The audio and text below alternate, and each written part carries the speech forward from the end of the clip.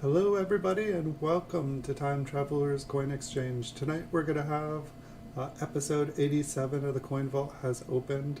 It's going to be a really big roll of 1970 D Mint Cellos. So these are Mint Cellos that have been cut from Mint sets. Let's see if I've got everything set up for you guys here. Normally we look through one roll, but welcome everyone. Hello. Normally we have one roll, and so this roll here is it came in a bag like this. So normally I do 50, but it's kind of this odd situation. Like we found like a little spare bag here, and so it's got quite a few D's in it. So I'm going to take the D's out of here. We'll add them to this, and then I've got another bag that had some D's in it. So yeah, it looks like there's 3 more in there, and then I think the other one is supposed to have 10. So I'll put these S's back in here, or I think they're S's, and so then I was supposed to have 2 full rolls of these, but then I got this one, and it, 1970S, but it's 40 coins with 10 D's, and so one of the D rolls ended up to be a Philadelphia roll, and then one of them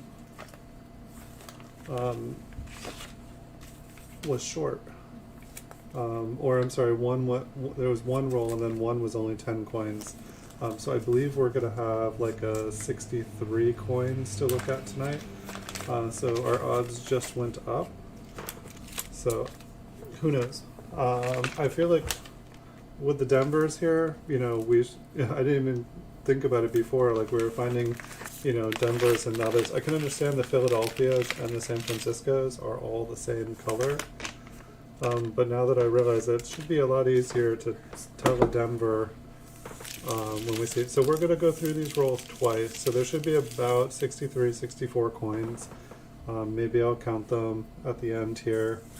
But pretty much we're going to look through them.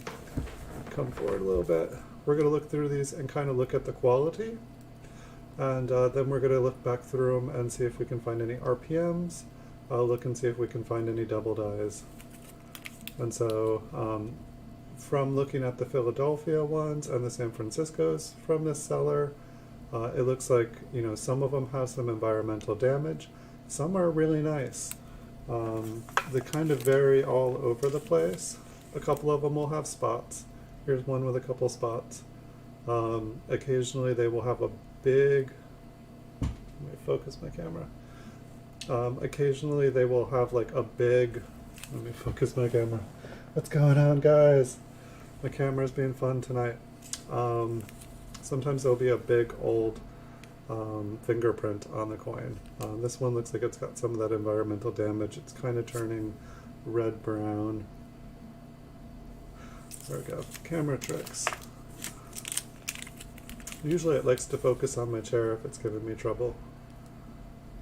But hopefully, hey, accredited coins, welcome. So hopefully we'll find some good things. How are you doing tonight, accredited coins? Welcome. Did that light box come lightning fast? And I didn't get a chance to check out your listings today. I didn't see any that said they were you, but maybe they were because they had beautiful new photographs I didn't recognize. But I am most curious about this light box. And I hope you had some good sales today. I tried to list as many coins as I could today, but I was just behind. I got to pick the winner for the first cash PayPal giveaway. Was somebody from the Philippines. I made it worldwide, and so it looks like someone in the world took me up on the offer. Oh, cool. I did see you on Instagram. I did not see the photo yet that you sent.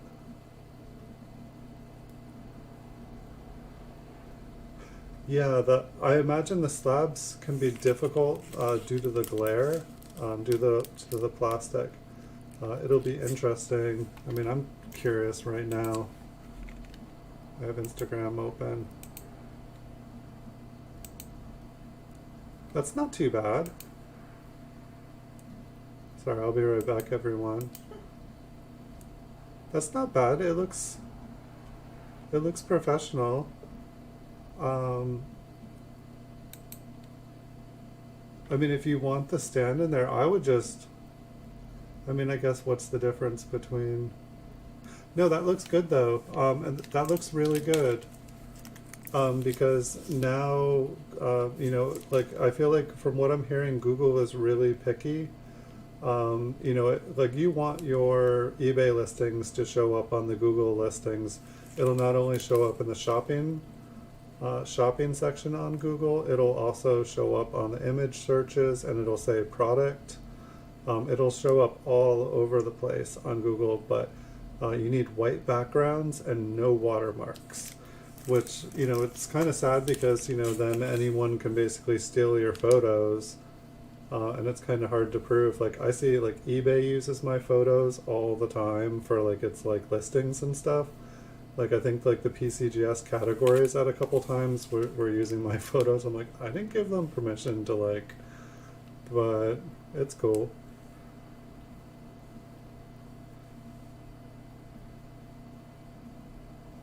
Nice. Listing spree. Yeah, I'll be psyched to see. And you said that, I think you sent me a link to it too. I think you said that it wasn't that expensive. I mean, I'd like to see how, you know, if I'm doing like a show like this and I set up the light box for it, I'd like to see if it like helps improve everything or if it just makes it a nightmare. I bet it's probably really bright. When I do like videos all day, I feel like just looking into the glare, making videos can really, it just, I don't know, it like just hurts somewhere in my head. But yeah, that'll definitely, I mean, I think those photos will be awesome. It just keeps everything nice and clean too.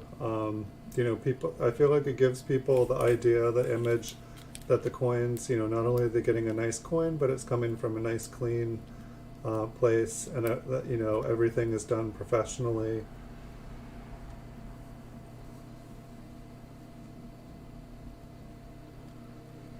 And like today, I was having a lot of trouble just, I'm thinking I'm only going to do silver coin listings at night.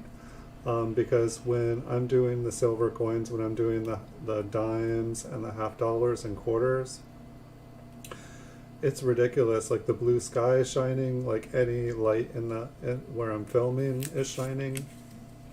And I, like at the beginning of every video I did, I had to be like, this coin is not toned blue. It is not toned yellow. This is a light. This is a, you know, just having a nice little space to do everything. It would help a lot. I didn't see the raw coin photos. I just saw the slabbed. Here, I have it open. Let me look again. Oh, I didn't scroll up. That looks very... What is that?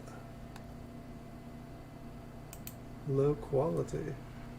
I don't know, that's very interesting. Like, it makes it look like it should be in... It makes it look like it should be in like a magazine or something. I mean, it looks very solid. What kind of camera are you using?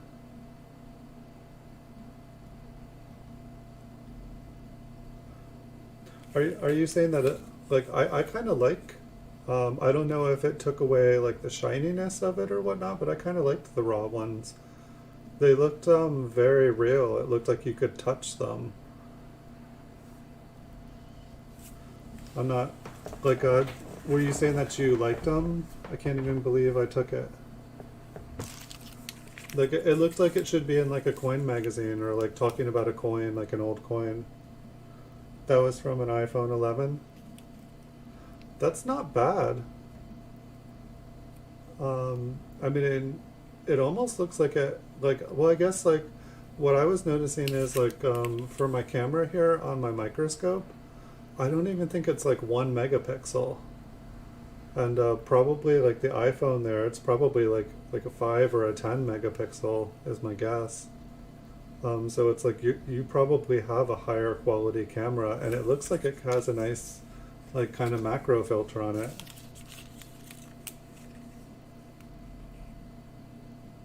Eight ounces of sterling, nice.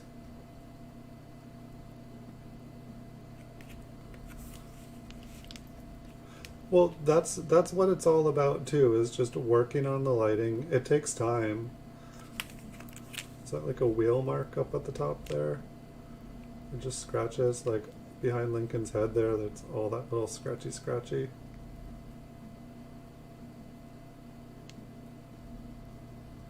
actually quite a few areas that are like that on the coin. I think you're onto something there. It would be interesting too if you got your little rotating, if you had the coin rotate too.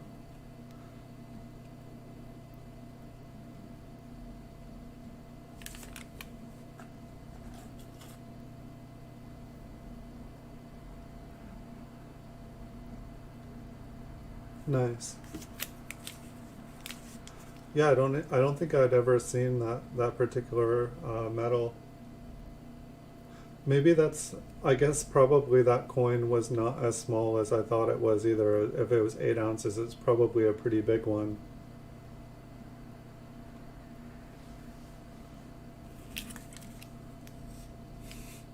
I'm going to be really jealous of the turntable. I guess this one has the environmental damage. The one there is pretty darkened.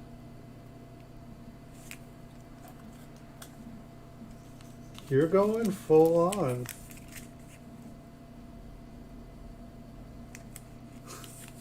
This is going to be awesome to see. I'm really psyched for you, Accredited Coins. So, yeah, or I'll pass on some information to you as well. So, I assume today, like I checked, it's April or it's August 1st. I did not get the 50,000 free PCGS coin, or I'm sorry, I did not get the 50,000 free listings today. It looks like I called customer service or they called me. It looks like hold on.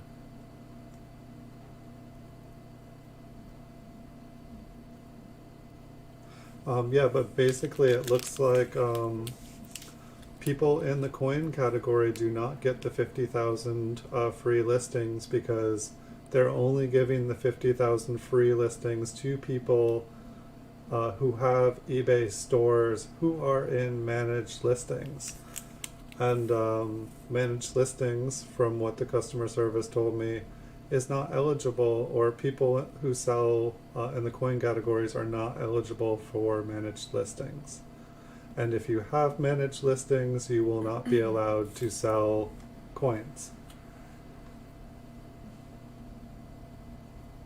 I was getting the 50,000 free since the beginning of, or since the pandemic started, pretty much. Since like the first week of the pandemic. I can't remember if it was March or April. But basically when, states started to shut down, when California went to shelter in place, that was them doing their part of helping out. Yes, on the bright side, from what I've heard from like different YouTubers that have made some pretty good videos on the subject, like Coin World and I think PCGS and a bunch of big coin companies were like, what's going on, eBay? We want an answer now. Like, this is, gonna affect this is gonna affect the hobby. And so eBay came out with a statement saying basically that they're not gonna require coin people to go into managed payments. This one's pretty nice except for right there. We'll take a look at the reverse. But basically it sounds like people who their main kind of listing habits are selling coins will not be required to go into managed payments. So they're not going to be forced into this because I guess whatever company, the processor won't allow alcohol and firearms. Like it must be like a super religious bank. You know, no adult items, no coins, no bullion, no gift cards. You know, nothing that like religious people find morally objectionable.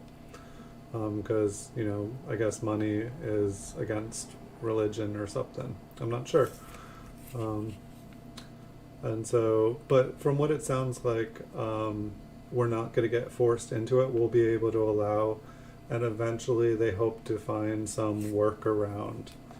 But for now, at least, I mean, on the bright side, we're not all getting kicked off of eBay and like losing the jobs that we've like, you know, I've been on eBay for 17 years.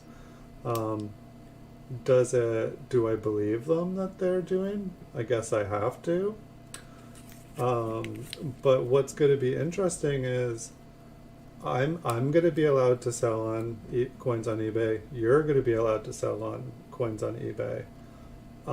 However, what about the hobby?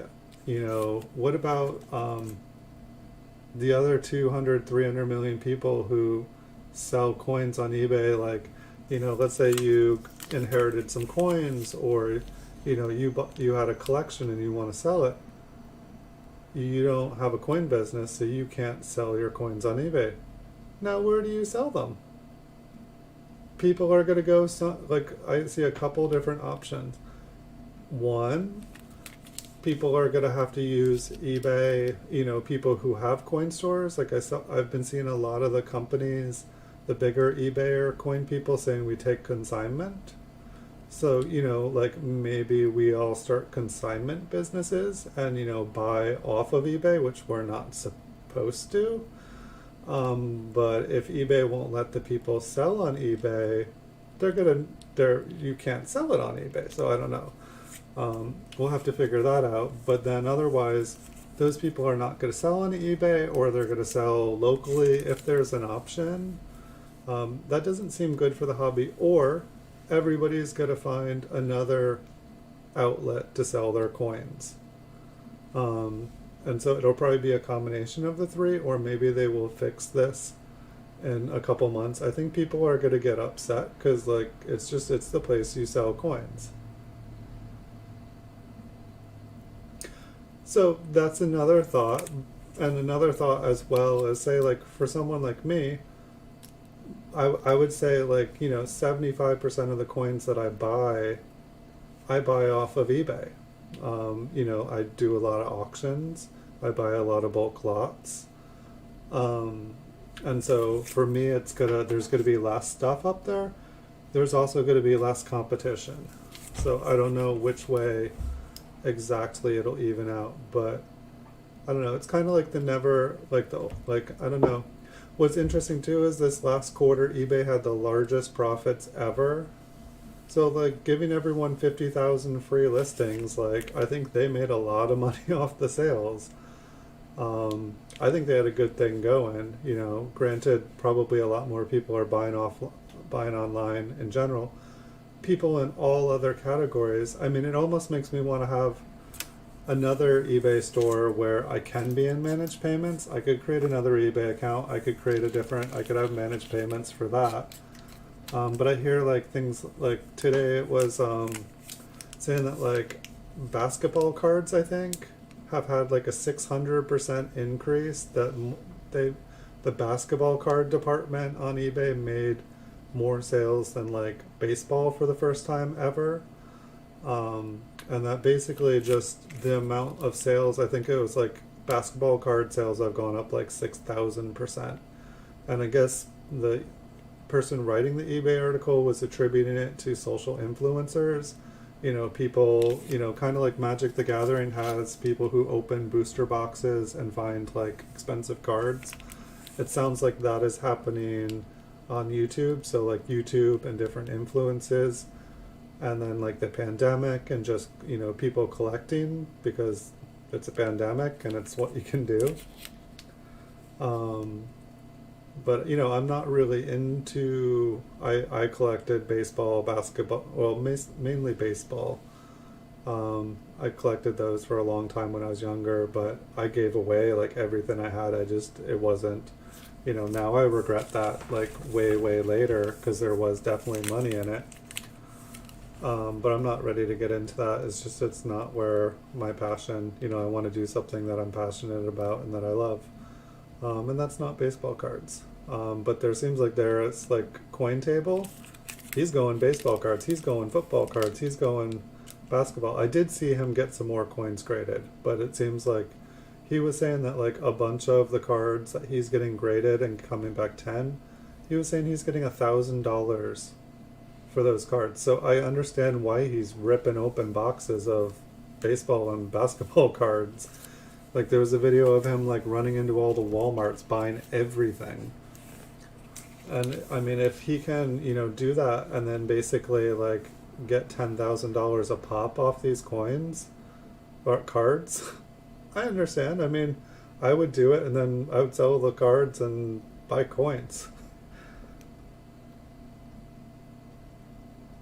No, they are. Social influencers definitely are. I mean, like, I definitely noticed last fall, like when this Great American Coin Hunt was going on and the W quarters were being released.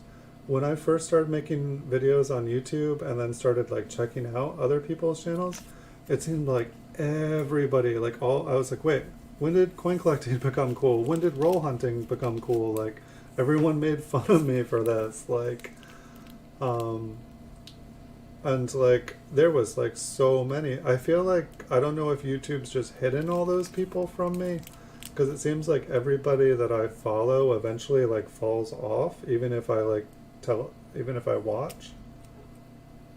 Um, but I don't like. It seems like there was a ton of people doing coin channels, and I don't see them all now. So I don't know if things are kind of like moving like waves of like, you know, this is cool now. You know, like last fall was coin collecting. Now we're into baseball cards. Next it's going to be Coke memorabilia. Like, um, I don't know if this is just, you know, going through waves, different generations. This one looks really nice on the front. I'm trying to, I think that's in the cello on 2 o'clock there. Maybe there's a little spot on Lincoln's head there. Maybe there's a little scratch going down there. Okay, the reverse has got spots. That's how it usually is. I see one side that looks awesome. I mean, I don't know. Like, it seems like TV does that, like, you know, fashion does that, just, you know, art does that. It just seems like, you know, one thing, you know, becomes hot. It's all about, you know, what a big company has, and like, and then they market it and they build up the hype and something, and then, you know, they unload it on the public. You know, it's like, you know, Gold Rush, all the gold shows, you know, that, like they make all these Gold Rush shows and then they get everybody to buy a gold claim that's, you know, been all mined out. I know it's interesting. This Mint Cello actually, it feels different than all the other ones. It's really thick and rigid. Was this 1970? Yep. I was almost feeling like there was a more modern one in there.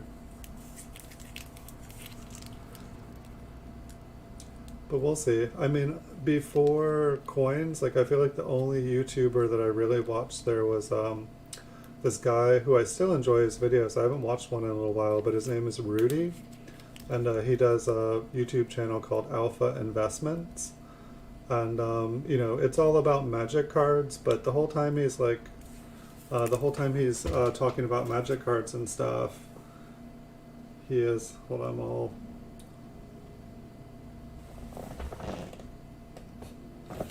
he starts all his shows like this. He just pops in the screen. But while he's doing shows about magic cards, he used to be into like investments and stuff, and like stock market and just the whole financial world. So he's like giving all this like financial advice, and most of it is like really, really on point. You know, I think he has to give the whole spiel and stuff, you know, a disclaimer and stuff to not get sued.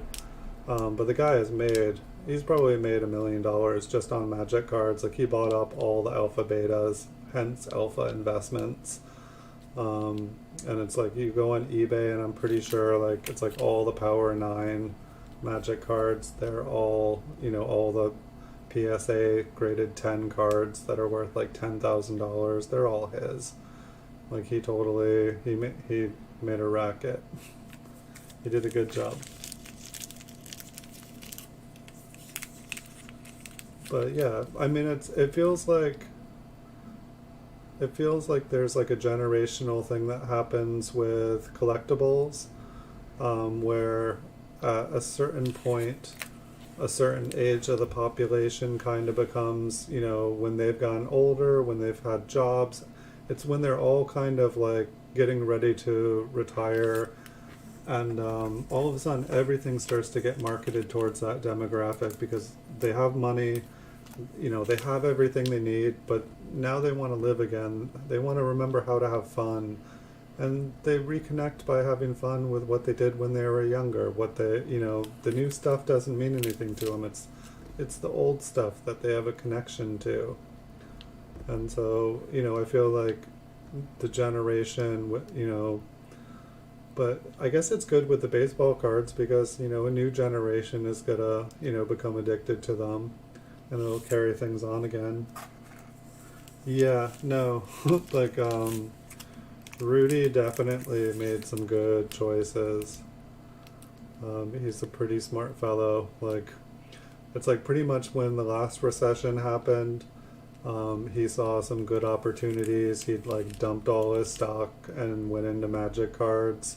And so when everyone else was selling off their collection, he bought up everything. And then all of a sudden, people got older. They started to want that thing that they had when they were younger. And it just exploded. And he made all the right decisions.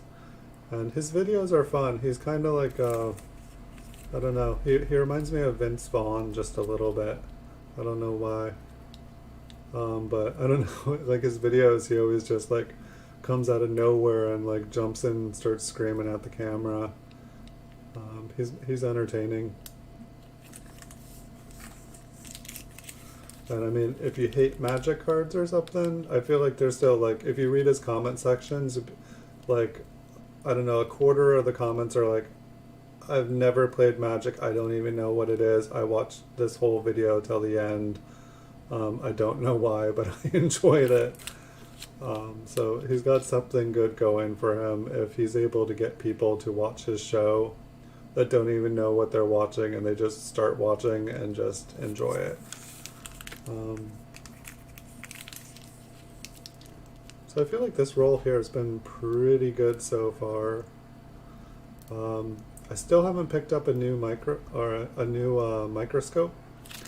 I put some offers out on some, and I didn't get any responses. No counter offers, no denying.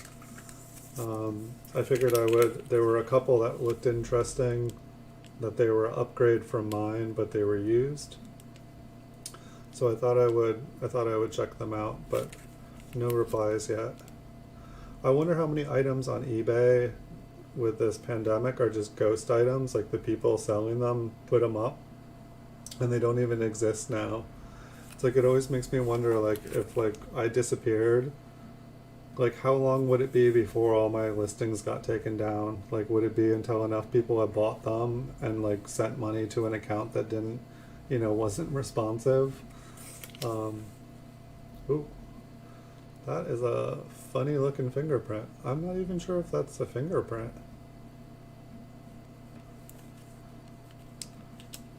I mean, I want to say it is, but it's like almost like a mat or something, or a rug. Like, and then something ran over it. Somebody at the Mint. I dream of being an artist. A small cent artist. Well, hopefully they kept their day job. I'm not sure how I feel about their artwork here. I mean, I don't think, I mean, I know we've seen some big fingerprints, but it's like this fuzzy spot. Maybe it's some kind of grease. Maybe instead of like struck through grease, it's just grease.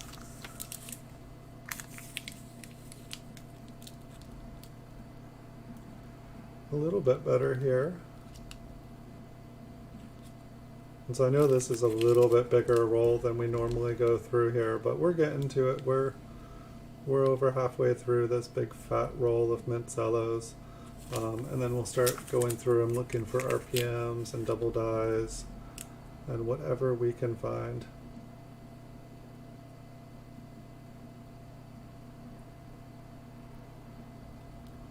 Nice. Yeah, I know that eBay is saying like from this point, this time last year, my sales are up 10,000%. So that's like by making these videos and stuff and doing YouTube, my sales were up like 300 to 400% just like right off the bat. But now it's saying 10,000%. It seems like it's pretty much going up like 30% like every month or something like that. And I guess it like there's like a cumulative effect. It just keeps getting bigger. So I'm very interested. It seems like things are kind of starting to explode. Some pretty good sales today. I think I was getting trolled with offers, just like non-stop offers at about 30% value of the coins. And I was considering banning a couple people or blocking them from being able to do offers. But sometimes it's handy to have people just continually sending you offers, because sometimes there's like, you know, sometimes since I usually don't have much money in my account due to my coin addiction, which I'm thinking I might try to, you know, I don't know, like Numismatic Anonymous, it sounds like something I should probably look into, because I know I joke about my coin addiction, but it really, it feels like it's starting to have effect. It's like that, it's that thing of like, oh, I'll spend this money and I will make some money off of it, and then I will, you know, have more money. But then it's like before I make that money, I reinvest the money, and oh, I'll make even more money, and then I'll reinvest it. And there just doesn't appear to be an end to the cycle.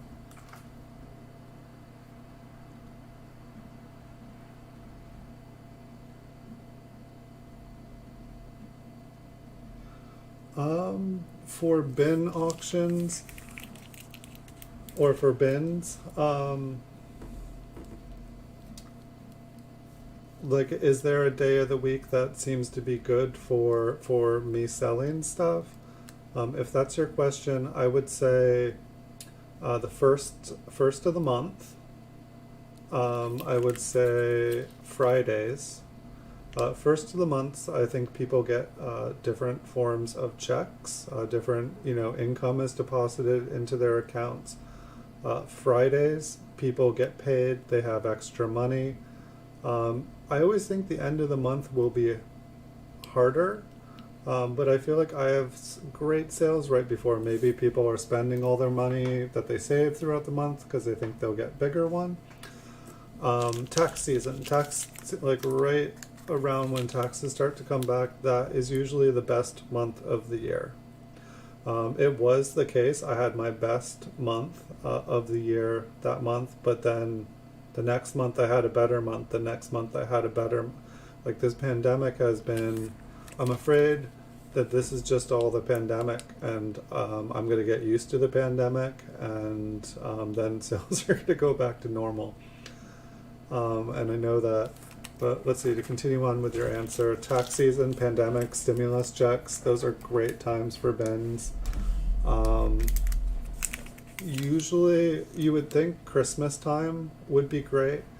I feel like last year I spent months getting ready for Christmas season, and then nothing appeared. I think Amazon, frankly, I think they just get all the sales. I think everyone just goes shopping on Amazon. I feel like by the time Christmas comes around or is coming around, instead of people buying coins, they are buying Christmas presents, non-coin related stuff. And then after Christmas, maybe people that got money, then they're buying coins with their money. But I feel like coins are just a tricky thing to buy someone as a gift.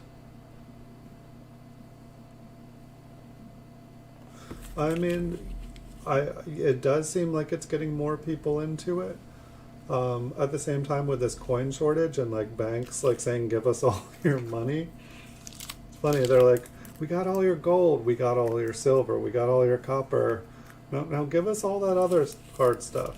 Like, all right, we have your dollars, your coins, your gold, your silver. All right, we got everything. See you later. You have nothing else that we want. I mean, I don't know what their plan is. Yeah, I hope that things go back to normal. I definitely, I'm kind of a hermit. I'm just fine with all this. But I do see how it affects those around me. And I see the things that other people miss. I myself don't need those things as much as other people. But I'm affected by watching other people around me affected. So I hope that things go back to relative, I mean, hopefully we can all learn some things during this time. I hope people spend time and reflect. I mean, a lot of people, frankly, they're living the same life they did before. They're going out, doing stuff, partying, so it's like not everybody is even like, I think some people tried to sit alone in a house during shelter in place, and frankly it was going to be worse for their mental health. They've got enough stuff going on inside their heads that the idea of like sitting in a room quiet with themselves is like, that's just like the scariest. They'd rather face a pandemic than face what's inside their own soul.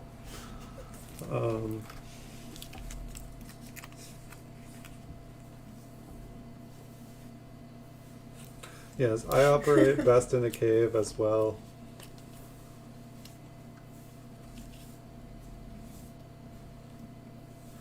Oh, it looks like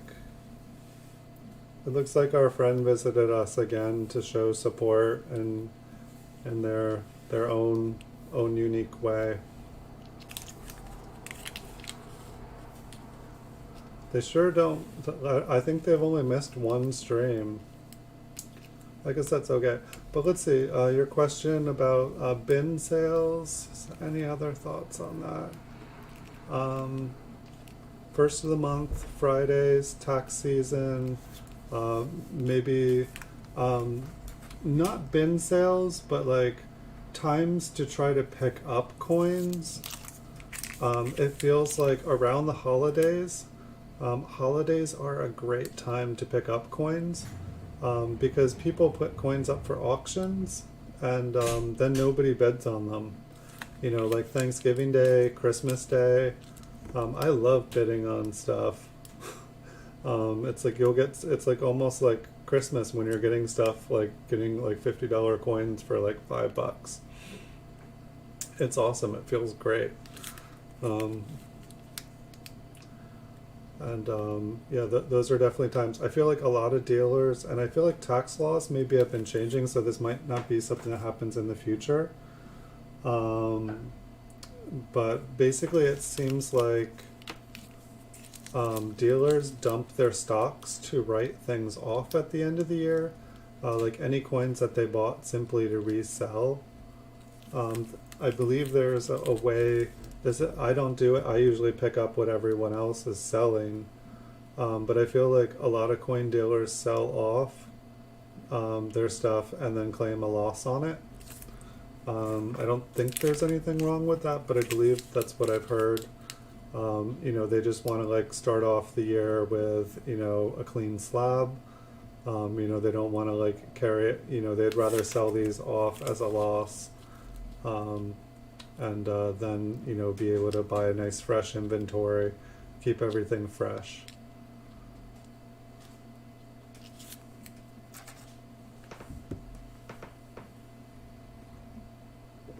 Is that what it is? When I go to grab my water, I lose focus. and then lose it tomorrow. Let's try the Rudy. No.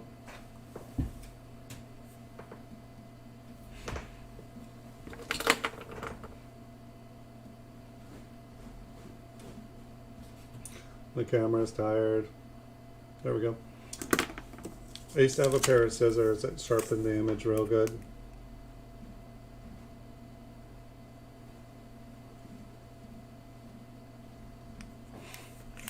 Yeah, so I believe the reason that they sell it off is because, you know, during the year they made a bunch of profit. And so then they have all these coins that I believe, and see, this is where I think things have changed, is I think there was something like if you had coins in your inventory, then you couldn't, it's like you had to claim them as inventory or something like that. I think it depends on what kind of business you run. But it's like, so anything in your inventory, then you can't, you know, write it off as a cost of goods the next following year. I'm not a tax advisor here, and that's why I have one to do this stuff for me. But it's something like that. And so instead of carrying stuff on as inventory in the next year, they sell everything off for the price that they paid or for a loss. And then that loss helps them from having to, it kind of takes out some of the supposed profit that they made for the year. It makes sense in a way. And then I think the whole idea of it is that they don't end up paying as much in taxes. But this isn't what I do, so usually I'm like, oh, you want to sell all that to me? Okay, I will buy that. That sounds like what I want. People are buying stuff cheap. I will buy what they have for cheap. And so it seems like usually at the end of every year, like my inventory will get a little bit bigger. That's me. And you know, who knows, maybe there's something to do with the market. So this is interesting. Like, look at the rim of this coin. Yeah, it's in a mint cello. So like somebody didn't just get bored and do this. Like I found coins that look like this. Yeah, this one's pretty interesting here. Take a look at the reverse. I mean, I'm guessing that it just got stuck in a machine or something, but I swear I found like 2 or 3 coins that looked like this. And once again, I don't think the like mint employee was like just bored. I don't know if this would be considered a mint rim or damage.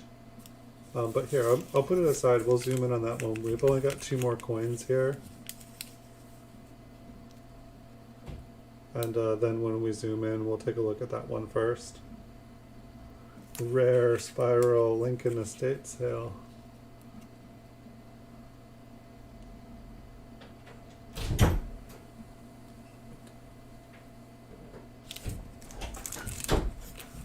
I mean, we know that it's not from another, you know, a coin with a rim. We know that that's not the case with it. But here I will zoom in on that one. Maybe I'll dump this out. And we can begin the madness here. Right now everyone will pop in after, I think more people come to look at the coins close up. So let's zoom in. And so I did look at all the double dies and all the RPMs and stuff.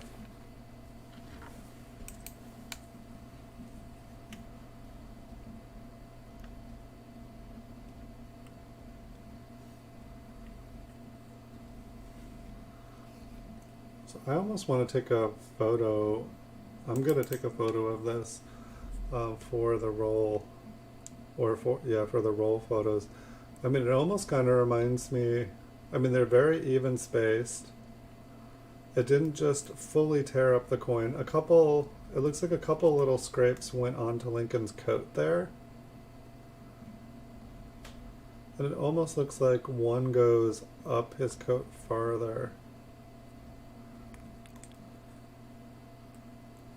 But I'm not sure if it's like trying to have like a quarter rim or if those are, I mean, they looked like when we were zoomed out, they looked like little cuts. Might actually have zoomed in all the way. Can we go in farther? I went in too far.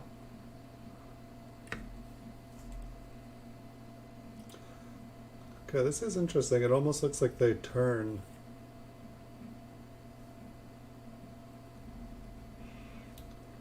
Like it kind of looks like they're straight, and then they kind of turn. I'm guessing they got like stuck in. I'm guessing they got like stuck in the machine. Like look at this one, it goes off. It's like earthquake whenever I laugh here. Alright, so that one is pretty cool. And so like I was noticing that there are double dies, and they were saying that the L has a notch and stuff, and I was like, I can never see the L because it's always so close to the edge.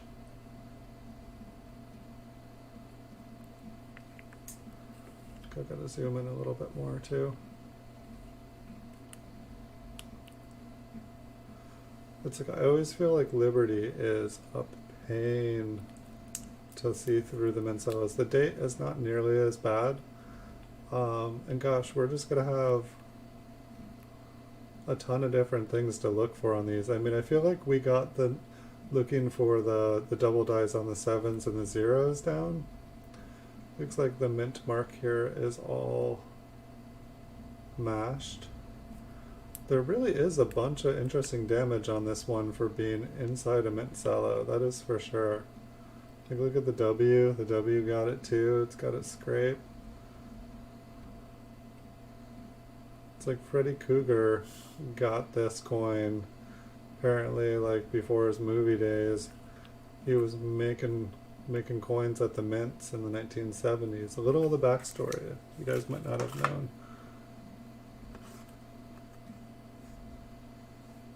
Yeah, that one definitely happened at the mint. That is for sure. Kind of looks like the eye on this one is kind of scooped out. Look how elongated the holes in the B are here. The L looks pretty wide. I mean, I'm thinking like if you look at the eye, that doesn't look like doubling. You know, that looks like it's been flattened and scooped. So I'm assuming that's not like some rare. We're probably going to see something similar on the other side, I'd imagine. So it did look like there were, more different kinds of double dies. I think it was either 24 or 34 different coins to look for instead of 10, like for the Philadelphias. I mean, like when you add in the mint marks, it just, it really multiplies things. I think there was one double die where the we has a pretty nice looking spread. It looked like the spread was on all devices. So if we're able to find that one would be really, really cool. Maybe I should keep the rim one out just in case some people who might know pop in here.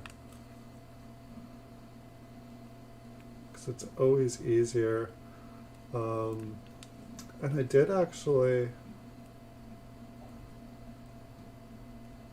I got things set up again when I was doing the Who Won the Giveaway stream. I got things set up so that I can show you guys my screen, like what I'm seeing, or like if I'm on an internet browser, so I can do things like that again. I guess it would be easy enough to pop, but I believe it only looks at the, so it's like, here, I'm curious, 1 second. Or I don't have copper coins open anymore. I was just like, I could like, basically pop over there. Oh wait, I do have copper coins open. Here, let me see what happens if I do, which one was it, this one? Let's go over to copper coins for a second. 1, 2, 3, 4, 5. I'm just curious if see that's not copper coin. Okay, there's copper coins. Alright. That does work. The green screen's all messed up on this one though, so I'll have to work on that.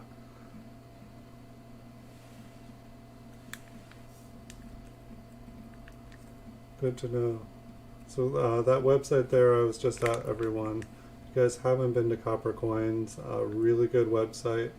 You know, all the coins that we're looking for here tonight, you'd be able to find there. So we did have a winner for our giveaway. I feel like I just mess up names that I don't pronounce every day. I think it was Ayala, but they were from the Philippines. They won our first giveaway. And so glad some people entered the giveaway, and I already sent out the money. It said it was unclaimed. So I think even more of a nightmare of doing the giveaways is that like somebody like has an email and it doesn't go anywhere. I think that would be like super, super sad.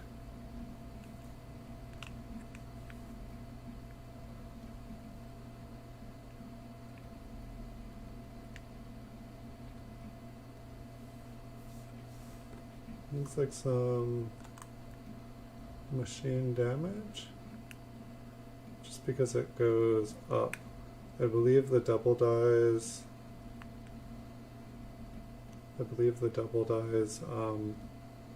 are counterclockwise. Guess I can counterclockwise spread. That's definitely good to know.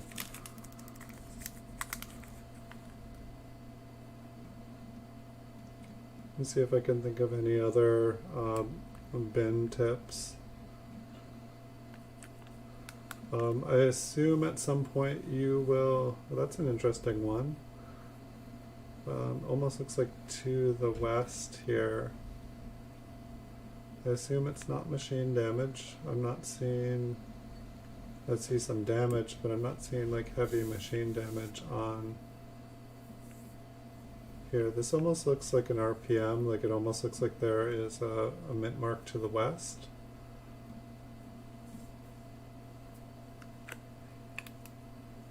You can kind of check out the other devices. I don't think I saw anything here, but yeah, I would definitely, I'm assuming accredited coins you will probably start you know, using the different marketing tools on eBay. I definitely recommend it. Like, people definitely love things on sale. There are some people I think that like specifically search items that are on sale trying to look for deals. And so I do recommend using Markdown Manager and whatnot. It is definitely priceless. It looks like you have the promoted listings down good. So it seems like you're going to do just fine there. You're going to be raking it in pretty soon here.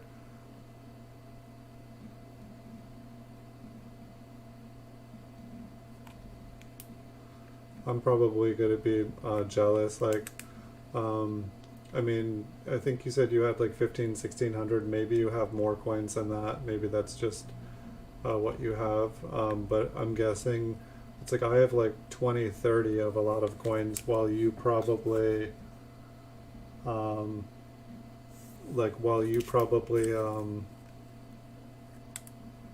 excuse me, you probably have like one of every single one. So it's like, I feel like you're gonna do really well there. But like, you know, I wouldn't be afraid to like have two of everything, but you know, maybe that was the goal, get one of everything. Because, you know, while if you have that item, and no one else does, you know, you kind of get to set the price, but what also happens is as soon as you sell that item, you don't have that item for sale anymore. And so, like, if possible, when possible, have a backup, so that you can, you know, never be in the position where you don't have another one for sale. and it might take a little bit of time, but it definitely seems like a good idea. Um,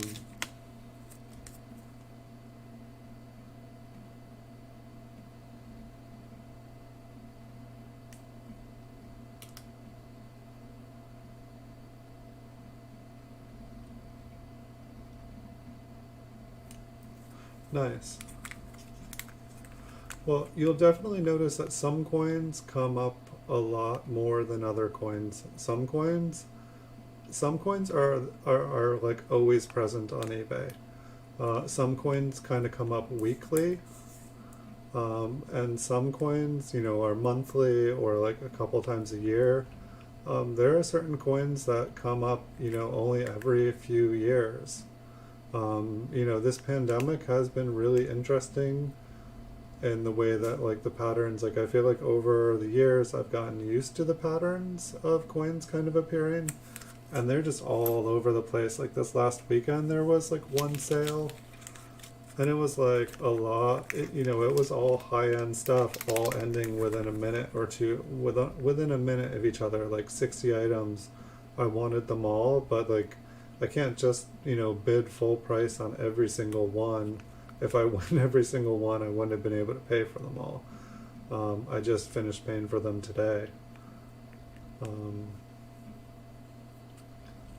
but yeah, a lot of coins, like, it's definitely been interesting. And then with this whole managed payment thing, if they don't figure things out, I feel like that's going to become really interesting, because people aren't going to be able to put up their, coins nearly as easily. They're going to have to work through someone, and that's going to bottleneck everything.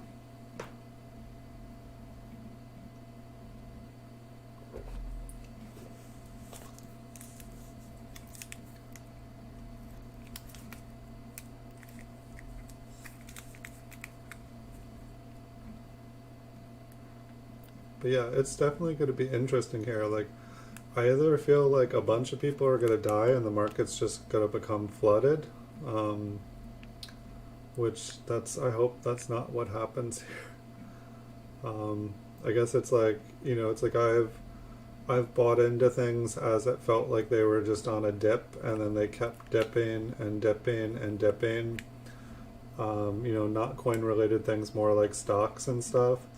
And then it's like you get in this mentality of like, oh, I'll buy in, and things just never go back up. It's like when I was trying to learn about, stock market trading and stuff, it was like every book that I'd pick up would be like the psychology of trading. And I'd be like, I don't want to learn the psychology of, trading on the stock market.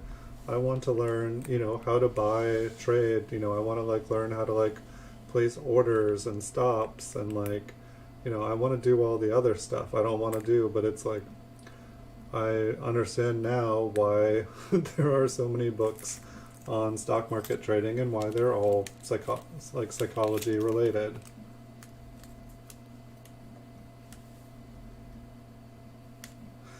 Yeah, I mean, it's definitely going to be interesting to see, you know, I feel like a lot of hobbies just died, pre 2000. And I feel like even though coins have been on a slow downward trend, it's been very, very, very slow. I feel like it couldn't be any more, like a kind of stable, slow pattern down. But I think that it'll have an uptick. I think it might be a little while. I feel like there is an uptick. Maybe it's not keeping up to the price of inflation, but I feel like there is. I know so many different kinds of coins. Like I could list off coins that I used to be able to buy all the time, and now there's barely any left. Like ones that I used to be able to buy for like $25, that now it's lucky I'll get them for 100. I can tell you there are people that are buying up all of my Flying Eagle cents, all of my Indian head cents, basically all of the older high grade stuff. It's all disappearing off the market. The first thing to disappear off the market was all of the red coins. I feel like people realized there was a lot of red brown Indian head cents, but there weren't many red ones. You know, pure red ones. They were much, much, much rarer than red browns. And so those, all of a sudden, people realized that, and people bought them all up. It's like now the price for like straight up red ones, it's really, really expensive. You know, pretty much all the MS65s have disappeared or are just outrageous. The 64s are like triple digits now. You know, you can occasionally get one for under $100, but it's usually got some problems on it. I feel like Indian head cents, you know, Flying Eagle cents, which kind of is in the Indian head cents. I feel like they're in the same collection sometimes. But those ones have been interesting, but it's like I used to have three plus, like 60 of them. And they are all, I think I'm down to one box. And so, like, people are consistently giving me offers on them that are like getting closer and closer to full what I'm wanting. And so I feel like I used to give, you know, more deals on them, but it's like they were my kind of first. I tried to buy every single Flying Eagle on the market at one point. And then it's like, then I was like, I bought like pretty much every single PCGS graded one on the market at one point, except for like the 1856s and the really, really high grade MS ones. But anything that was like extra fine 45 or less, I pretty much own them all. And now I barely have any of them.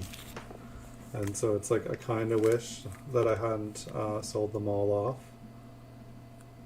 But I don't know if there's a reason. Like, it didn't seem like it was all one person. I noticed a couple people that keep coming back and they keep getting a little bit higher every week. They'll like put in another offer a little bit higher. But I'm trying to think what else. It seems like the coins in the 30s, like especially like the early 30s, they seem to be picking up steam. It seems like even the mid, like the 1934s and 1935s, they definitely seem to be picking up a little bit. There seems to be a lot of 34s on the market. I've just been having a heyday buying them all up, but it's one of those coins where I feel like the more I'm buying, the more of them are kind of showing up. I feel like I was having a really good time with the satin finish coins, and I feel like people have noticed that there was a lot of movement on those, and I feel like I don't know if maybe people are getting a bunch graded or what's going on, but I feel like I keep seeing more and more of them on the market. That's kind of getting like flooded out.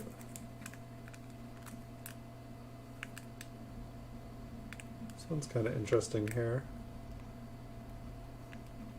I don't think it's an RPM. Let's see if I can get it out of that crispy cellophane.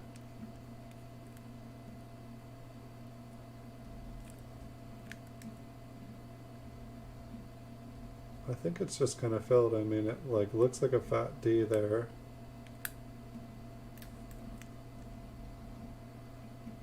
It's definitely funny, like the upper devices up here, like everything kind of looks doubled on these. I feel like the last roll we went through these, we noticed the same thing.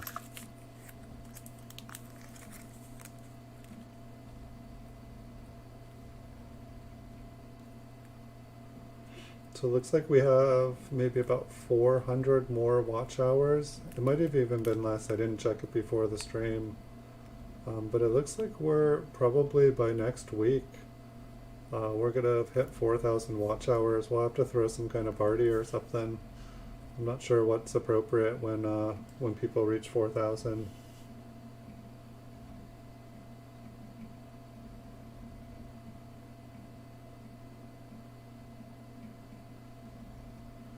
Nice, that would be awesome. I mean, I think that's what I'm trying to get to happen is like, and I don't understand why anyone in like the like technology department on eBay, why they're not pushing like having videos of what you're buying You know, that's what YouTube is doing. That's what influencers are doing. They're making videos of the products that are on eBay, that are on Amazon, that are on the internet. And people are watching these videos and buying these products. So I don't understand why eBay does not jump on this. There's a lot of stuff that I just, it's like, I almost feel like eBay's trying to go under business. Like they're, you know, it's like somebody's paying the people on the top there to like tank the company. It's like, I don't know why, you know, it's like somebody on the board is getting paid by, you know, another company's board to like tank the company so that they're not competition. But yeah, that was one of my original ideas, is to get a turntable, and I never did it. I don't know why. It would, like, honestly, I think that sometimes people would rather just watch a coin rotate around in circle with the light shimmering off of it than listen to me talk. Sometimes I've been like, maybe it's like the videos that I did years ago before I did this. I just made a couple quick videos. Those ones all got like 10,000 views. And then I do videos with me on here talking, and I'm like, what? I don't even get 100 after a couple months usually. It seems like the $50 videos are almost up to 100, which I feel like is kind of speaking to me in the aspect that, like, if I just put up a couple, you know, not so awesome $50, like Kennedy $50, and they're like 60 to 80 views, maybe I should be making videos of $50. But I like pennies. Like, it was like today, I hadn't done a video of a penny. I had done mostly quarters and $50, I think, today. And then I got to a penny, and I was just like, it was like it wasn't even the nicest 1941 proof. You know, I was almost like, wait, is this even a proof, or is this a business strike? It was an all red coin, but it didn't have that, you know, it didn't pop. It didn't have that proof-like look. It was kind of dulled. But after doing the video, I was happy. I was like, I'm so happy to have done a Lincoln cent again. And so there really just is something about Lincoln cents. I have been enjoying the $50, and I have a little collection of them now. And it's interesting, like, since I started buying nickels, dimes, quarters, $50, dollars, I think I have sold more non-small and large cent coins than I have, like, pennies. And so it's like, I feel like since I started selling other stuff, I sell less pennies, which isn't, you know, it's great because that means the stuff that I'm buying people want and they're buying it. But I still kind of have all those other coins. I can't quite see it. I don't know if this is machine damage, but it kind of looks like there is more D to the north, and there also looks like there's kind of a split on the bottom. I can't quite get the light on this one perfect. There almost looks like there's a little something on the end of the 7. I didn't see that in any of the photos, but I'll put this one over aside with the other ones. Thank you, Accredited Coins. Yeah, you need to start doing some videos, friend. Like, you've got this. Like, you're gonna be big. You'll probably be bigger than me. I mean, look at Tyler. Like, you know, he started doing stuff just a couple months ago, and it's like, last time I saw him on the channel here, he was at like over 800 people following him. It is interesting though, like, my Instagram account, I'm over 1100 now on there. It definitely seems like it's easier. I definitely follow a lot of people on there as well because I'm interested in seeing what everyone else is doing. And I get to see a lot of cool coins. Like, that's the one thing I think I like about Instagram is, like, you know, you can just flip through your phone or the browser and you can just see what all these other people are posting and what they're looking at. And so I get to see all these world coins and all this stuff. Yeah, it seems like Tyler is rocking it. It's kind of interesting though. Like it seems like the theme of, it's like he's looking at pandas, but it seems like he's like, it's kind of like, hey, check out, I'm having this giveaway.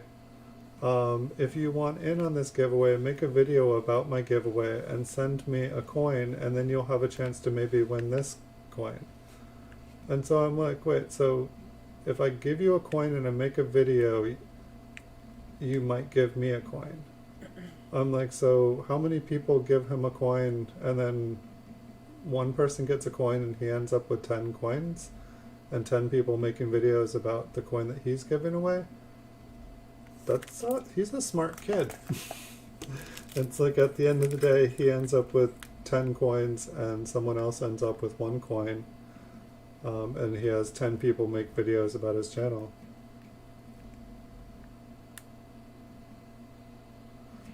Hey Johnny Zaragoza, welcome.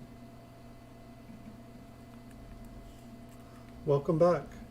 We are looking through a roll of 1970 D Mint Cellos tonight.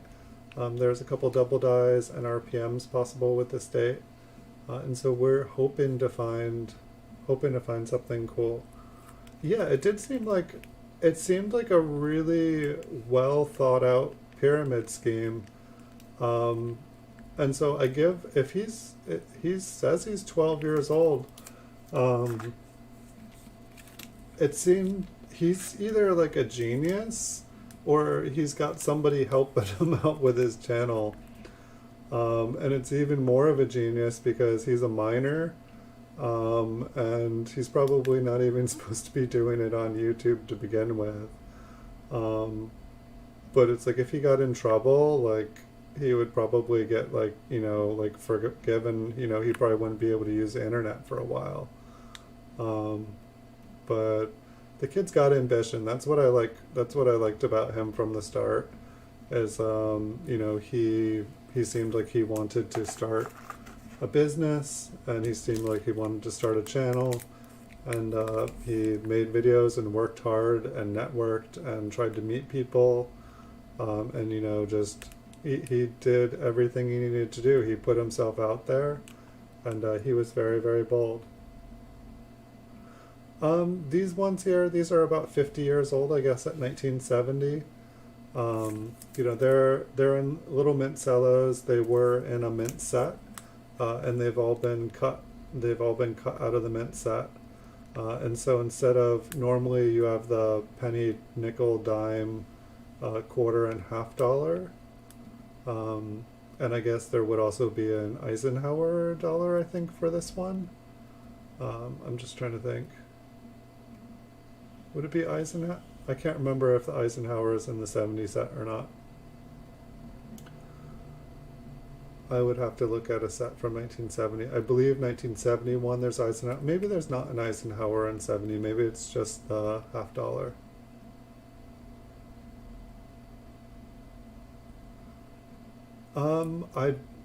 We found a couple that may be an RPM so far tonight. And we found one. I'll show you what we found. And I'm going to look these up in a second, but if you look to the west, there's kind of a thin line. And then if you look to the north, so this one's kind of to the northwest. I think that this one might be an RPM here. I'm going to have to look it up. And then this one looks kind of similar to it as well. There's quite a few different RPMs. I'm going to have to move it in the cello. We're just looking for what has already been found.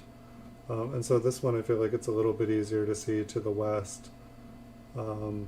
There's just kind of a thin line. I feel like if this is an RPM, it's not super, super impressive. And then the other coin that we found in here so far it's more of like damage that happened at the mint. But it's kind of interesting because I found ones that looked like this, and people always said, oh, that's damaged. And yes, it is damaged, but this one clearly happened at the mint, and so it almost looks like it's got a rim to it. but it just kind of goes down the side, and then it also scrapes into the coin on Lincoln's coat here as well. And it's got various other damages on it too, but you know, it kind of, from when you're not zoomed in, it kind of looks like a rim of a dime or a quarter or something.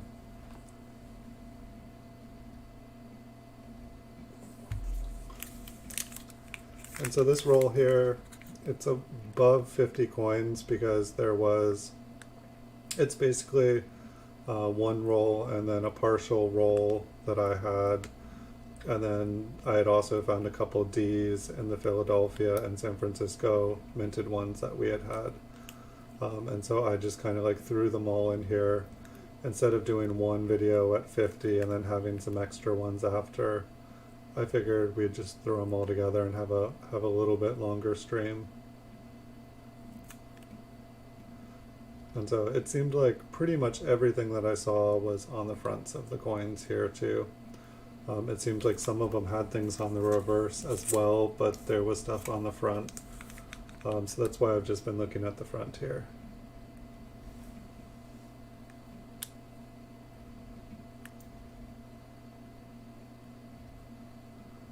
This one looks like there's kind of some deterioration to the die.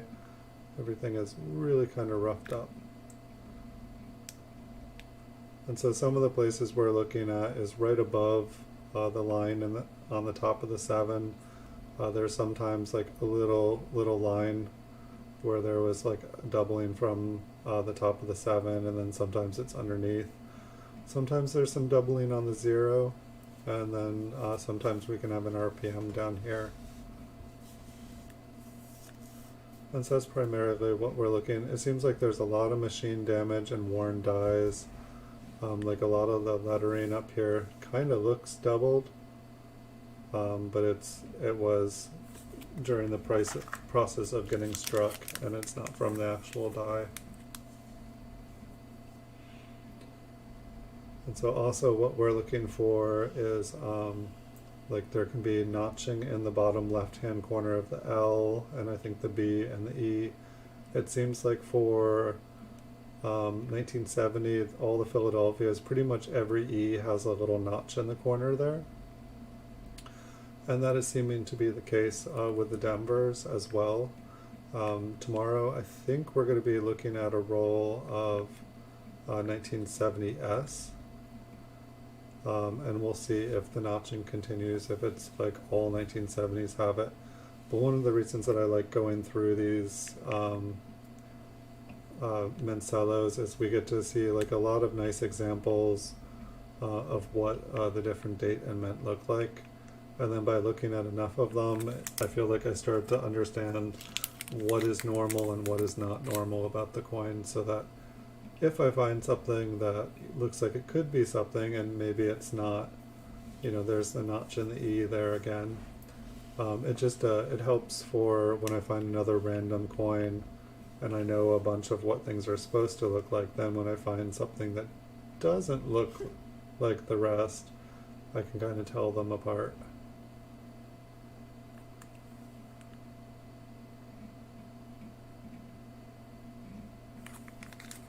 I'll flip this one upside down and see how the light shines off of it.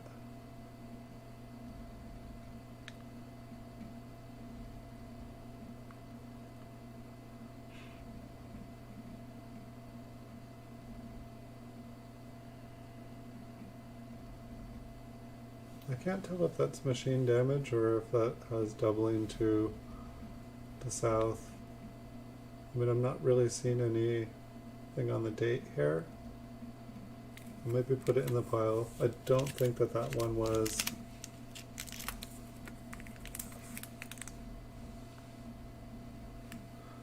But I'm thinking a credited coin. I need to start making some of those videos where it's like, hey, I'm gonna give away a coin, and if you make a video of me giving away that coin, and send me a coin, you might get the coin that I'm giving away.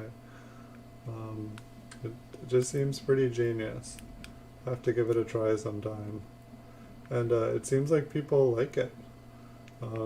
Maybe people just want to give something away.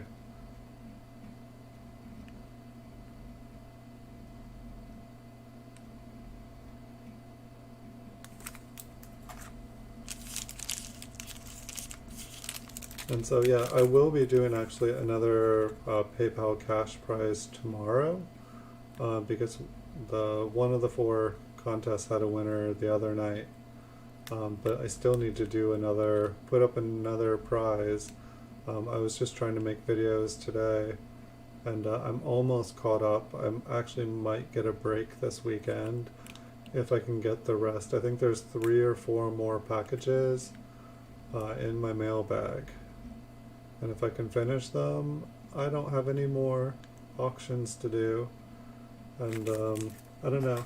I'm kind of thinking about going up to the Next Level Up eBay store. Part of me wants to know if they're gonna, because if they're making the, if they're making the 50,000 listings free permanent for the premium store subscription, if in a couple months,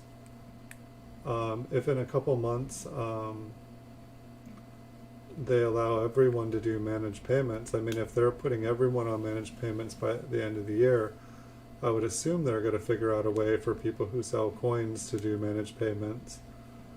But it's like, I don't know if it's worth upgrading to the Next Level Up store. Yeah, the $2.99 a month. I did it before in the past. I used to have like $800-900 eBay bills at the end of the month. It was intense, just because like I swear there was some months, like the summer months on eBay are normally really slow, and so there was some months where like my total eBay bill was like basically as much as I sold in the month. It was just kind of like, it was kind of scary, and so I don't want that to happen in the future. But I feel like I was mainly selling raw coins when that was going on, and that's not the case anymore. But yeah, I was definitely checking out, and one of the reasons that I would want to do that again is that, I mean, if I had the 50,000 free listings, then why would I do the $299 store? Mathematically, it would not make sense. Well, I thought it was the free $75 free promo credit too. It says only 25. And then I was like, wait, I thought I was getting the $25 on mine, and it was saying that it was for the next store level up. So I don't know. And then they weren't saying anything about shipping supplies. Nice. Yeah, people are going to eat up your Kennedys. I'd put them up a little bit higher than you're hoping for, because I feel like the Kennedys and the Franklins sold, like people kept sending me things saying, hey, I collect these, your prices are too high, and then like 10 minutes after they were like, hey, then they sold. And I was like, okay. Maybe they're too high, but it's like people keep saying like, hey, this coin is worth this, and I'm like, I just paid more than that for the coin. Which one is it?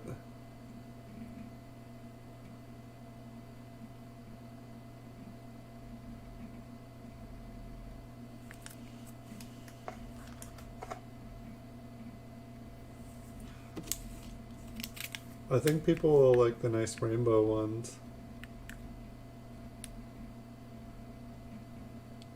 Yeah, Kennedys definitely seem like they're pretty, like I thought that, like, because I wasn't seeing a ton of them up, I thought that people weren't just very interested in them, but I think it's like the opposite. I think that people have basically bought all of them. I think that is what's going on. So it's kind of interesting. I feel like the thing that sold the least, I feel like, I'm not sure if I have sold a Jefferson nickel since I put them up. I'd have to check.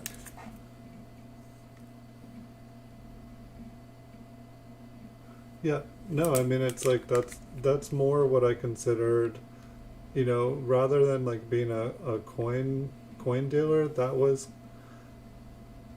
it's like I feel like I used to consider like what I did as a service. Basically, like I would find the coin, the date, the mint, and I would make it available. Like I'd go out and find it and buy it and then put it up for sale. Um, but now I feel like since I buy and sell coins, and that's what I do for a job, it makes me feel like a coin dealer. Um, it's kind of interesting that I don't know if you can see the line inside the mint mark here.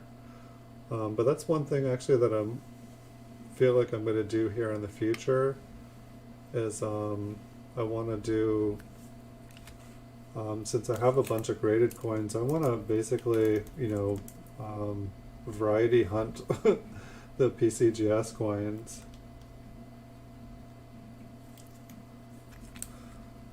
Yeah, I don't the auctions definitely for the Kennedys are pretty intense. Like every time I think I found one that I'm going to be able to win, it ends up going for like way more than I thought it was going to go for. And I mean, it's taken me a while to settle in. Like when I was doing the just small cent category, with like a smattering of like large cent and 2 cents, they don't. There's not a lot of them listed every week. Um, I was on top of everything, but now I feel like I'm almost getting used to it. But it's like I spend like about an hour to 2 hours every day before I even start bidding on stuff. Like either the night before I will look through the entire next day's listings, or I'll spend like the first hour and a half, 2 hours of the morning going through like everything. And it's a little bit dizzying because like you're looking at so many coins, and there's pretty coins, there's expensive coins, there's like cheap coins, and then it's like just it's being able to like go through them all, and some of them I have to look up what the prices are, because sometimes things will look like what I'm looking for, but it's like I have to find things just within that cushion period. And I feel like some days there's like barely anything that is like worth worth following and bidding. Some days, like if I don't think that there's anything that I'm gonna be able to bid on, I'll just bid everything up and call it a day. I'll just put high bids on everything, and then it's like basically it's like I don't win anything those days. Maybe I'll win one of the items I bid everything up on. um, but I guess I figure that everybody else, I'll have less competition the next time I go to bid.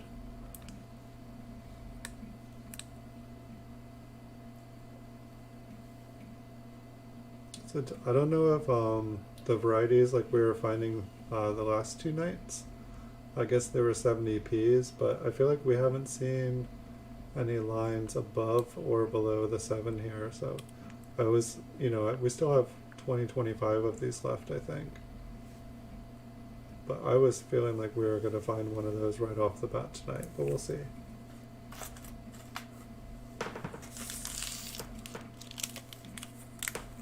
I mean, with auctions and stuff, you get better at it. I feel like the more coins you look at, the more coins you look up. I mean, and one thing, like the more coins you buy and sell, I feel like looking at coins and looking up the prices of coins. But I feel like when you buy a coin and you sell a coin, and especially when you kind of like get like a feel for when you buy and sell a bunch of the same coin, that coin really starts to stick out. It's like you develop a relationship with that date and mint. And then it's like every time you see that one that you've bought and sold a bunch of times, you remember kind of like, okay, I've bought that one before, this is what happened. And so it's like, even better than looking up what the price is, it's buying a coin and selling a coin you remember. And I feel like that's really helped me over the years. Maybe it's an expensive way to learn the lesson. There's lots of price guides out there, but there's also, the price guide can be you know, if like things are always going for the price guide price, yet I don't know, it's just interesting. Like some coins go for way more than the price guide price. I know we've talked about that before. It just is what it is. Some coins, you know, the price just hasn't kept up, or for whatever reason they think that there is a bunch of coins. They think that it's still common even though there's none graded. I'm not sure where they get the prices. This one almost just looked like there was something under the 7. Maybe we'll turn it on its side, see if we can get better focus there.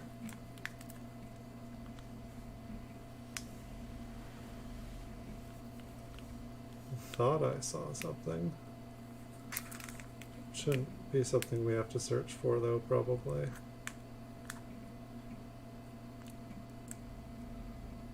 I really thought I saw something there.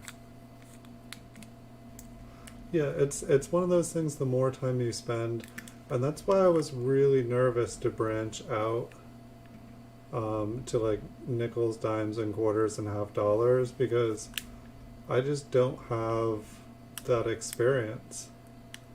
You know, I haven't bought and sold them. Like, you know, basically the first ones that I've bought and sold are happening right now. And you know, probably out of all the ones that I bought, probably like 7 out of 10 coins I'm gonna still own. Like 7 out of 10 of these ones that I'm buying right now, I'm probably gonna still own in a year, because some of them I'm going to, you know, some of them are going to be common dates, you know, that are readily available on the market, that there's basically a surplus of them. You know, somebody did a bulk submission and they have like 100 of them and are just putting up one a week. So, you know, some of them are going to end up like that, while others are going to sell really quickly. You know, it's kind of like, you know, MS66 wheat cents. You know, a bunch of them are in the mid 20s to 30s. Yeah, most of them, you know, sell for, you know, most of the ones in the 50s sell for, you know, a little bit less than 20 bucks. But if you look at the price guide and buy on the price guide, you buy them and maybe that's the price, but it feels like you're getting a good deal. But then when it comes time to sell them, you're still just getting your 20 bucks. You're not getting your 30 bucks.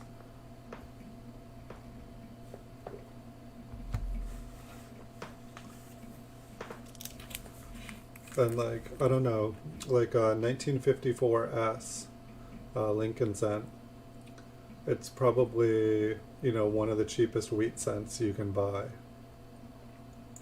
1968S Memorial cent, it's like one of the cheapest coins you can buy.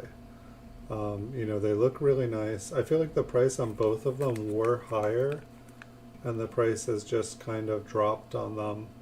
I think a bunch of people got them graded. Like, just both of them got a bunch graded. I think maybe people were trying to get MS67s, and so they kept submitting a ton of them, and so the MS66s just flooded the market of a bunch of coins that were close but no cigar. But you know, there's a bunch of nice coins that you can buy a nice coin and it'll have a nice grade, it'll look beautiful, but just since there's so many of them, everyone's undercutting. And so definitely, you know, if you're the only one that has it, it really does allow you to, you know, sell it for whatever you want to, because it's your coin.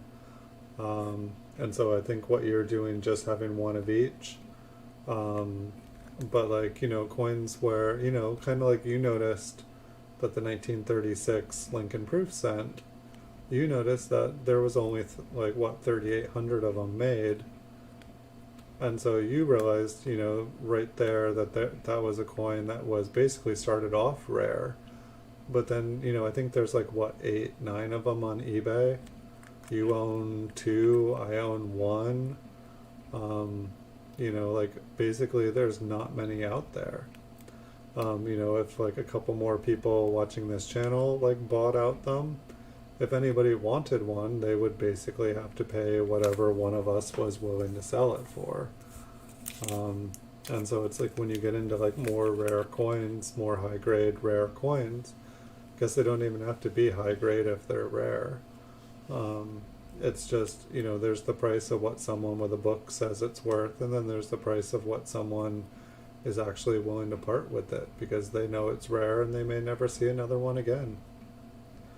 I mean, it's like talking about that. It's like with the way the market's going right now, I almost feel like, you know, I want to raise the price on mine because I feel like it could disappear here. And mine's the cheapest one on the market right now. If I sell it, well, what else am I going to buy?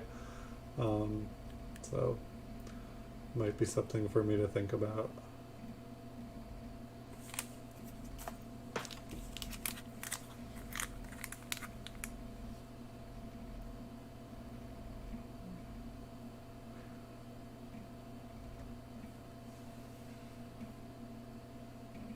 I mean, like, I know I was telling you to get a spreadsheet accredited coins, or like, I would get a PCGS registry account. Um, I really would because it'll keep track of everything. Like, enter, you know, the price you paid, the date you paid for it. It'll keep track of what it thinks it's worth. Um, but it's like then you have all that information. You know, you can keep the information of what you sold the item for. And then it's like when you go, let's say like one of your coins sells and you go back to market to buy another one, you have the prices that you paid for every single last one. Not only do you have the prices you paid at auction or buy it now, but you have the prices that you sold for those coins. And so when you're bidding on them, you know, you can know if I bid this, you know, I see I paid that, I won this coin for this amount of money and I sold this for this amount of money, then it's like you don't have to stick around for the end bid. You might get like a couple dollars less, but chances are if you know, do a bid within about $1 or $2 of the last 5 times you won it, you're probably gonna win it again. And then you know, you're just able to move on to the next coin, to the next coin. But you know, having a history, because you can use someone else's history or you can use a price guide. But you know, it's different when you buy and sell a coin and know what you bought and sold it for each time. I think it does anyway. It makes things a lot simpler for me. It takes the guesswork out of like, okay, if I buy this, will it sell?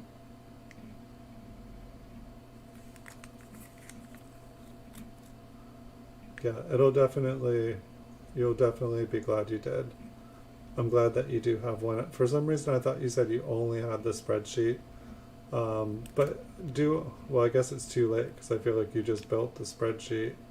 But you can like export all the information on the spreadsheet. I think you can export it into different things as well.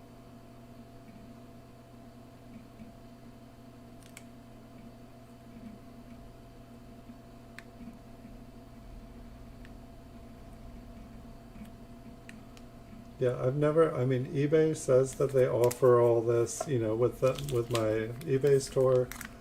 I think like the Terapeak and all this different information. It really doesn't, you know, it's like, it kind of like, you know, this is like the cheapest this item has sold, and we think you should sell it for, you know, this price. And it's like, yes, but those are like the worst sales. Why would I want it to sell? Why? Yes, it would be guaranteed to sell for that. If I was trying to liquidate these things and liquidate them fast, that is a great liquidation price, you know, for a loss. Or, you know, just, you know, if my business was, you know, buying huge collections and liquidating things as fast as possible for a client, something like Terapeak would be awesome. Or like, you know, just, you know, if there was something I knew nothing about and just wanted to get rid of it as fast as possible, it would be very handy, but not for selling coins. It's not the right information. Nice. You're That is pretty awesome. So, like, is it like the backflow from the server? I'm not going to do it, but I just love having the option. I mean, that would be really ingenious at Credited Coins. I don't know if there's like legality issues there, but say like with the Magic the Gathering, like I run a couple bot chains and stuff. Um, but it's like I know people that do bot chains. They have like totally, I think it's like called like backflow, or like they can basically track all the trade information on the client that everyone else is using, and they can basically figure out what all the buy and sells are, and essentially create an algorithm to like undercut everybody.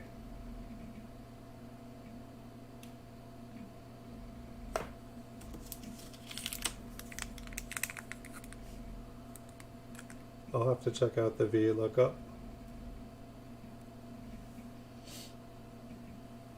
So I will give the warning here. It looks like I believe we're less than 10 coins. I am working on trying to get another microscope here, so maybe I can show you guys what's going on with the other coins as we keep looking. I almost feel like I saw a little something on the side of the 7 here, but it might just be like a little glint. Yeah, when we were looking at the 1970s with the raised era, it was pretty evident. It's like I feel like it's just a really, really shiny, like kind of like line in the luster there. I feel like we see a bunch of them up above here that kind of shine really nice.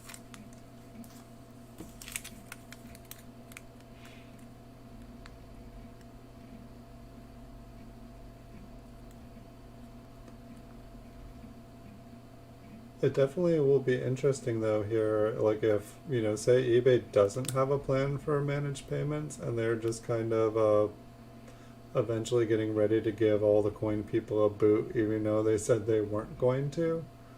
It'll definitely be interesting to see it's going to be interesting to see where everybody else goes to buy and sell their coins.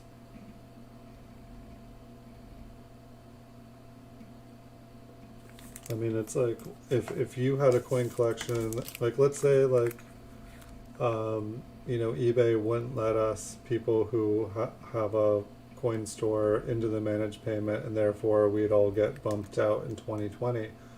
Where would you go to sell your coins? And it's like I feel like the answer to where we would go would be different than someone that just has a small collection. It's like I feel like you've talked about, building your own store. That might still be something you're going to do. It definitely made me, curious. I feel like, I don't know, I've checked out other places. I've tried things on different sites. None of them really seemed like eBay just still seemed like a better option. But I feel like I feel like people will go somewhere and make something, the reason that eBay is a popular place to buy and sell coins is because that's where people do it. But if all of a sudden the majority of people can't do it, they'll go somewhere else. They'll make something, like people built eBay. eBay didn't build people. And so if I don't know, that'll be awesome. I'd like to see a brick and mortar store with just a bunch of turntables with spinning coins on it. That would be pretty sweet.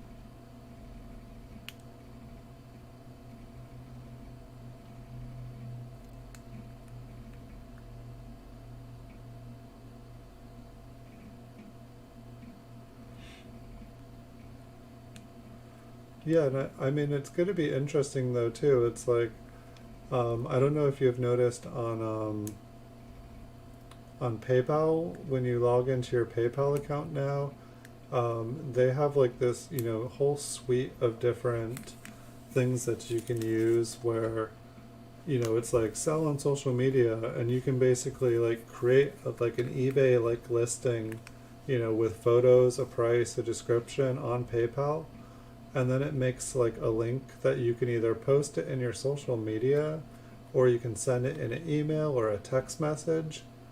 And basically, you know, when the people see it in social media or in the email, it looks like an eBay listing. You know, so you could like send out, you know, like a, you know, email with like 10 coins in it to somebody who, you know, like enjoys buying those kind of coins. You know, you can be pumping them into your social media. Like I could be, you know, posting stuff on YouTube or Instagram every day. It would definitely be interesting. Like it's essentially like eBay is trying to say like you don't need PayPal anymore, and PayPal's kind of like, hey, you don't need eBay anymore.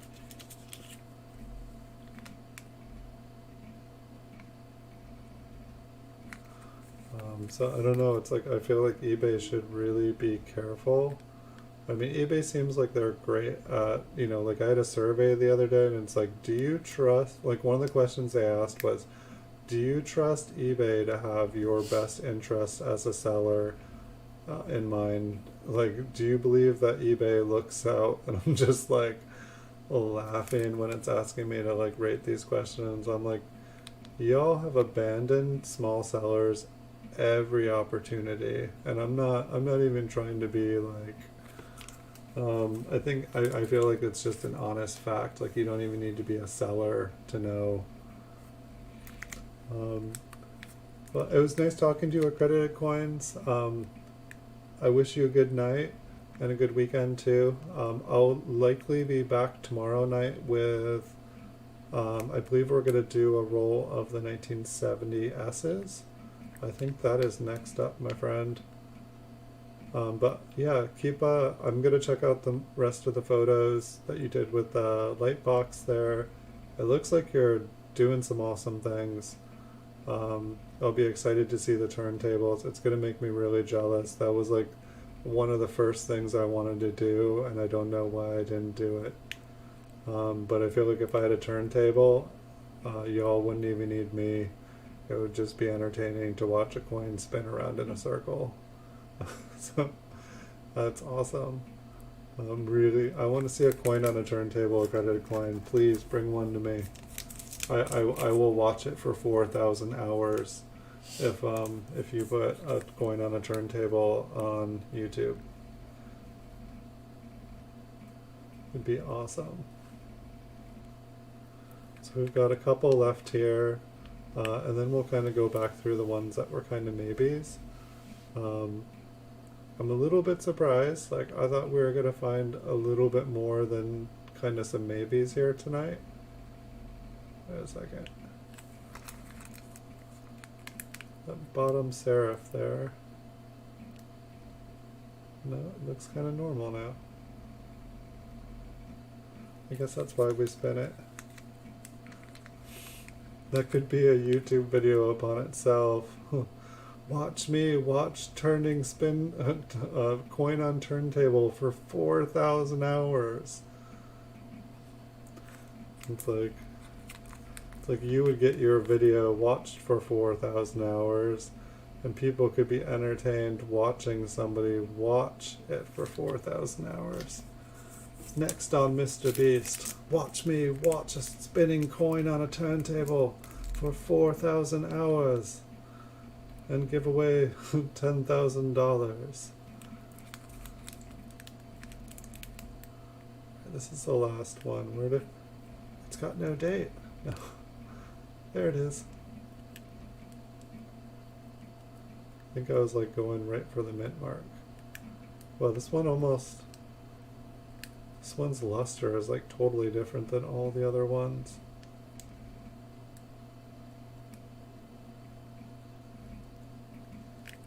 Wow. It's amazing how different two coins can be.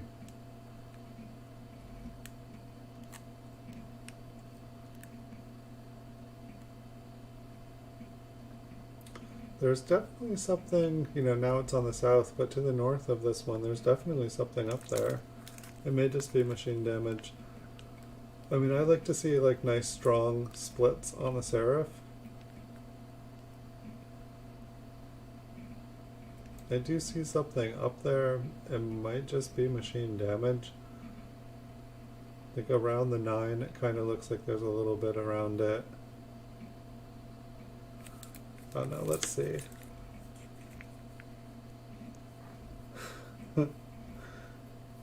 I think there's somebody on YouTube who just spins around in a circle over and over and over and over again. I think it's like that spinning guy or something like that. I've seen him like come on different people's channels, like with the StreamYards, or it's kind of entertaining. Kind of comes on, spins around in a circle, laughs a little bit, says something, and then he's like, gotta go. Gotta go.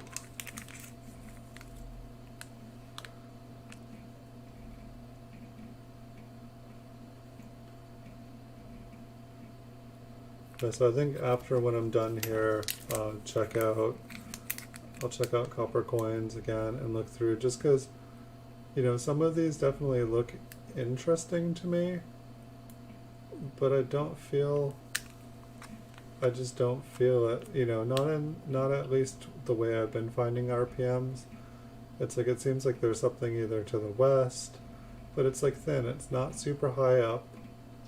You know, it really doesn't, you know, it's not a split serif, it's just, you know, kind of some raised metal to the side. And that, it seems like that's what's going on with all of these on here, as there's either like a little bit to the north, or there's a little bit to the west. And I'd say probably the coolest one that we got to see tonight was like the first or second, where I found this before on coins that are not in Mint Cellos. But yeah, like, I mean, like, I feel like this one here just got stuck in a machine. You know, maybe it was feeding the coins into the Mint Cello, I don't know. But I feel like this is like the coolest one. And I've totally found a few of these, you know, it's like I even had them on this show, I think. But people are like, oh no, that's, you know, damage. But it's like obvious to me now, looking at these ones, is that it's mint damage. Did it happen on the reverse too? Yeah, there's... I mean, it happened at the mint, so I would say it's mint damage. I mean, I guess...